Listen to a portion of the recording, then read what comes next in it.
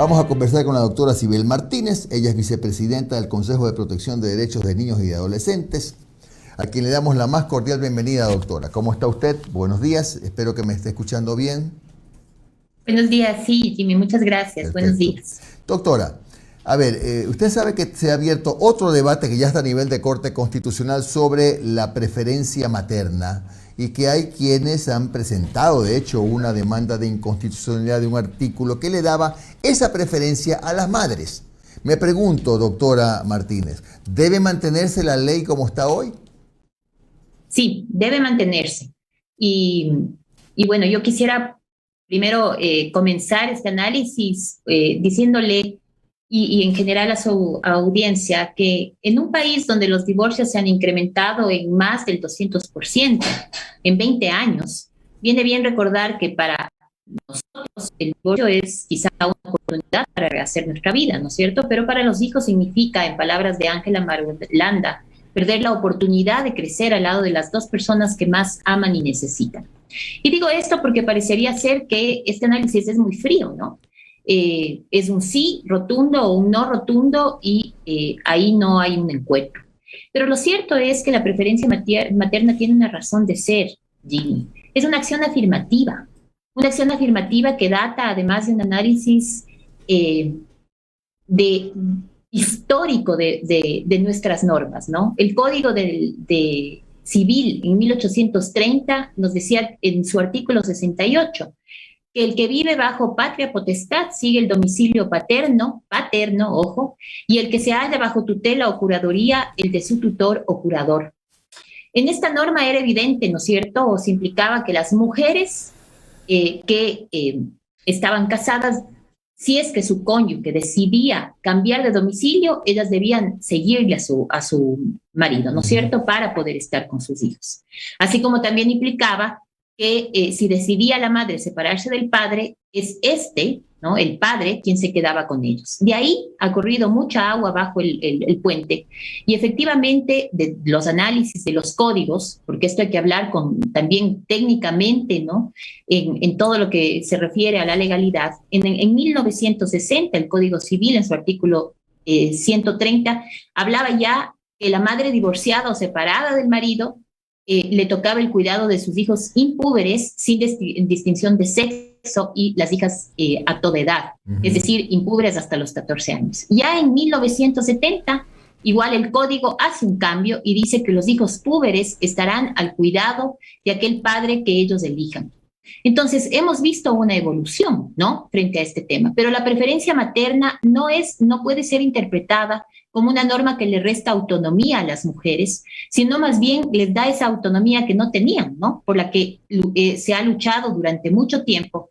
Y efectivamente se introducen normas relativas al cuidado de sus hijos por los que se fortalece la posibilidad de que sus hijos y sus hijas se queden con ellas al momento de la separación de los padres, ¿no? Y segundo, es importante también aclarar que la preferencia materna, perdón, de la tenencia al momento de la separación no se encuentra relacionada, como hemos visto desde 1830, con la concepción de que el cuidado corresponde única y exclusivamente a la mujer. Entonces, esto es una acción afirmativa y frente a ese análisis, ¿no?, debería entonces la Corte entender que a través de esta acción se cierran las brechas de desigualdad, se garantiza la autonomía de la mujer, no se la coarta al permitirle decidir dejar una relación sin tener miedo a perder el cuidado y la crianza de sus hijos o hijas, ¿no? Este es un análisis interesante que debería tomar en cuenta la Corte, pero hay otros más, ¿no? Y entre ellos, yo sí me quisiera referir también a la lactancia materna. Y el interés es superior del niño. Y aquí la pregunta es clave. ¿Qué va a pasar con los niños menores, ¿no?, que aún están lactando, entendiendo que la lactancia es un derecho humano, tanto del niño como de la madre? ¿Va a haber un destete obligado para poder cumplir, ¿no?, con esta consigna de la corresponsabilidad que ya existe desde ahora, o sea, no es algo que se está creando? Y ahí hay que entender con claridad que el artículo 106 habla de patria potestad, ¿sí? Y parecería ser que ese análisis hay que darse, pero en realidad, se circunscribe también a la tenencia, porque la patria potestad nunca se pierde. Quienes nos hemos divorciado en algún momento sabemos muy bien que la patria potestad se mantiene y es la tenencia la que se pone en cuestionamiento. Siempre que hay problemas de violencia, porque cuando se hace un divorcio consensuado y no hay estos problemas, nadie se pregunta con quién se va a quedar los niños. Es como natural que quedan al cuidado de la madre, y si sabemos manejar bien la relación adulta, digamos, los temas fluyen. Aquí los problemas se dan cuando existe violencia. Y cuando esa violencia se genera incluso antes del matrimonio, y efectivamente durante el divorcio vemos problemas, ¿no es cierto?, en pensión de alimentos, en este reparto de bienes, si es que existen o existieron durante el matrimonio, el hecho de que las mujeres trabajen y dejen al cuidado de sus hijos a familiares o a su familia ampliada o extensa, y esos problemas son lo que sucede. Pero la corresponsabilidad... Igual no sé si coincido o no conmigo, pero hay otras formas de violencia. Por ejemplo, no estoy acusando a nadie, pero digo como ejemplo, que una madre le impida al padre, por más buen padre que sea, ver a su hijo o a su hija. Eso no es una forma de violencia también. Sí, por supuesto. Y ahí hay que anotar algo, ¿no es cierto? En efecto, cuando se dan estos límites legales, ¿no es cierto?, hay una razón. Es decir, las madres o los padres no podemos limitar las visitas de los progenitores, salvo existan medidas, por ejemplo, que así lo determinen. Y por eso hay todo un proceso legal. Lo que sí hay que analizar con claridad es por qué se está en este momento poniendo en la mesa del debate, primero en un contexto social como el que hoy por hoy vivimos, porque lo que usted menciona es cierto, ¿no? Hay también de ese otro lado madres que pueden estar coartando este derecho, pero la gran mayoría de casos se produce sobre la base de violencia en contra de las mujeres, una violencia de género que además, sobre la base del interés superior, debe ser vista como una violencia en contra de los niños, niñas y adolescentes, y no vista como forma indirecta, ¿no? Mucho se habla de la violencia que afecta, la violencia de género o la violencia intrafamiliar que afecta de manera indirecta a los niños. Y no es así. Y es algo que no se ha podido resolver tampoco en el Código de la Niñez y la Adolescencia. La violencia de género debe ser vista como una forma de violencia en contra de los niños y por lo tanto hay que dictar medidas de protección. Y le pongo un ejemplo muy claro. Un padre, un progenitor que ha agredido a una madre, ¿sí?, y que sus hijos han visto esa violencia, no podemos decir que van a estar tranquilos, ¿no es cierto?, o que van a estar bien cuidados cuando hay un problema de agresión de por medio.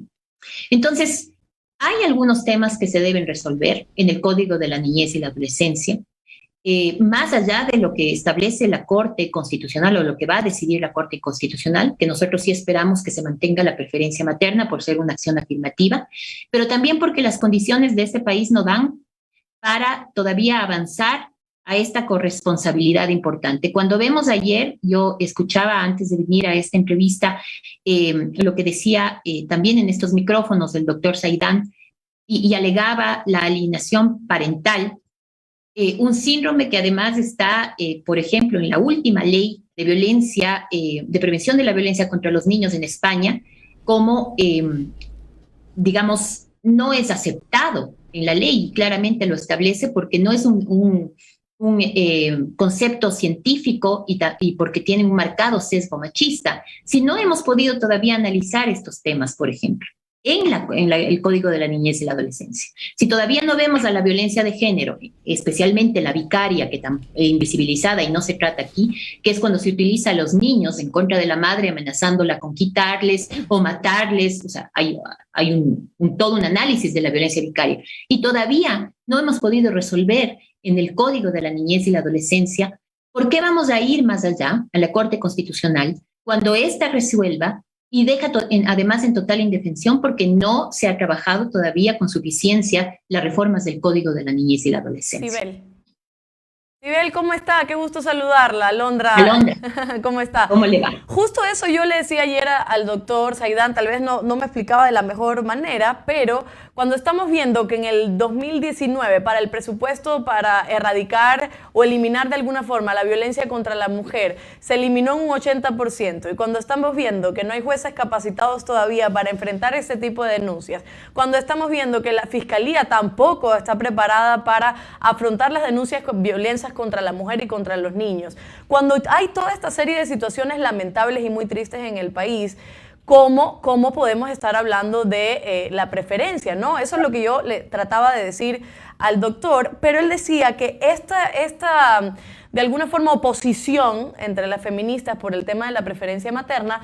es simplemente por una especie de feminismo, digamos, que solo es en torno al feminismo, en torno a las mujeres, y que no se piensa en los niños. Entonces, para hablar en concreto, ¿estamos hablando solo de nosotras como mujeres, como feministas? ¿Estamos siendo egoístas? ¿Solo queremos de alguna forma dominar esta situación? ¿O estamos pensando primero en los niños debido a la grave situación que está viviendo el país en torno a esto? A ver, para comenzar, los niños no viven en un árbol, viven en una familia. La gran mayoría de familias, ¿no es cierto? O la gran mayoría de niños se quedan al cuidado de las madres. Y por eso es importante analizar entonces y entender que si las mujeres avanzamos, sus hijos también lo hacen, ¿sí? Y que si es que nosotros estamos complicadas, digamos, en general en este país, en donde la violencia a las mujeres, particularmente divorciadas, es enorme. 9 de cada 10 mujeres divorciadas han sufrido algún tipo de violencia de género, ¿no es cierto? Y si además de eso sumamos una naturalización del cuidado, en donde la tarea del cuidado es feminizada y romantizada, ¿no es cierto? Entonces vamos a darnos cuenta que el tema no es tan simple, ¿no? Ni es tan fácil. La tarea de cuidados no es remunerada en este país. Es un mecanismo incluso de control de las madres. Y no solamente es un tema de estereotipos de género, ¿no es cierto?, sino también de empobrecimiento, porque estas madres que dejamos todo para cuidar a nuestros hijos, reducimos nuestros ingresos en un 20%, ¿sí? Pero además, con lo que hemos visto en la pandemia, se ha duplicado este trabajo, se ha triplicado y hasta cuadruplicado en mujeres indígenas y afrodescendientes, y en la ruralidad también.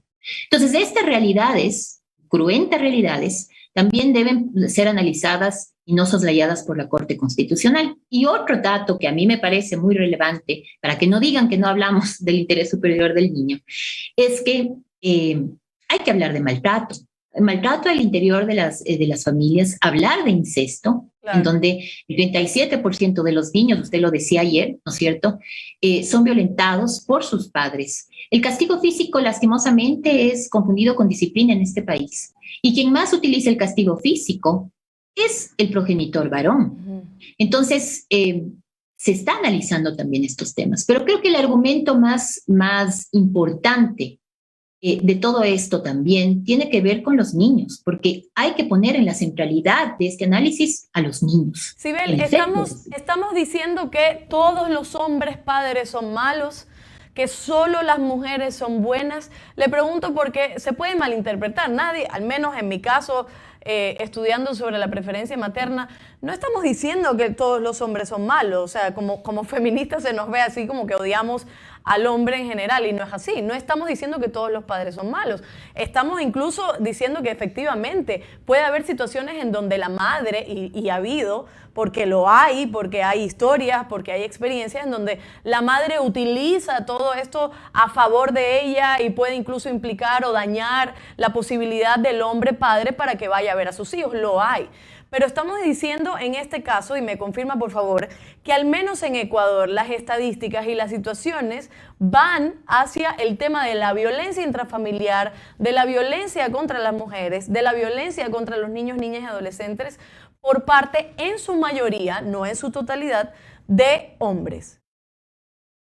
Es así, sumado a que, en efecto, los jueces, quienes tienen que resolver estas causas, son carentes de enfoque de género, carentes de enfoque de derechos humanos y muchas veces desconocedores de los derechos de los niños o de esta visión integral, holística, porque en estos temas no es solamente atacar un problema, sino analizarlo de manera integral, holística. Los niños tienen sus madres, ¿no? Y sus padres también, y deben crecer en un ambiente de seguridad.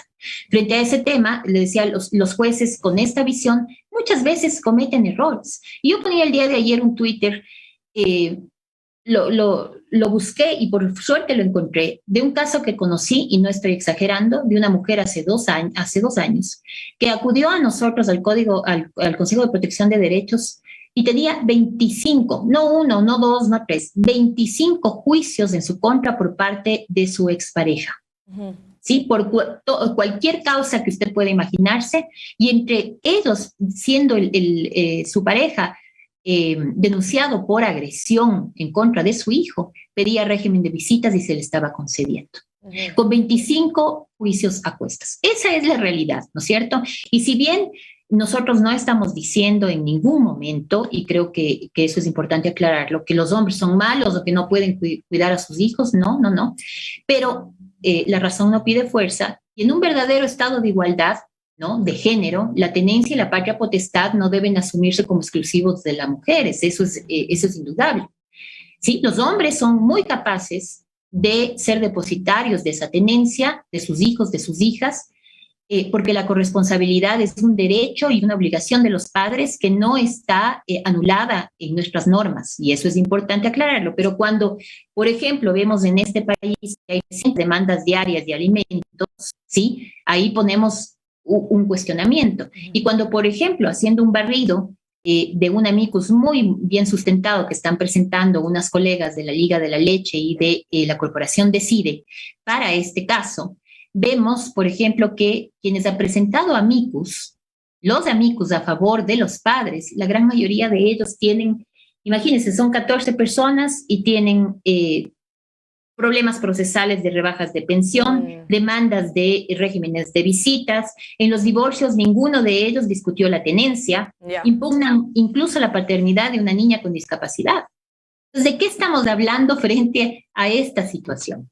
A ratos parecería ser que queremos legislar puntualmente para casos específicos y no para una realidad social en donde se establece con lastimosa claridad que el 66% de mujeres divorciadas han vivido violencia en manos de sus parejas, y en el 90% de estos casos de separaciones, las estructuras de género han seguido intactas. Uh-huh. ¿Sí? ¿Por qué? Porque la norma no va a transformar los estereotipos de género que hoy por hoy estamos viviendo y que no han cambiado, y los índices de violencia no han bajado. Gracias, doctora.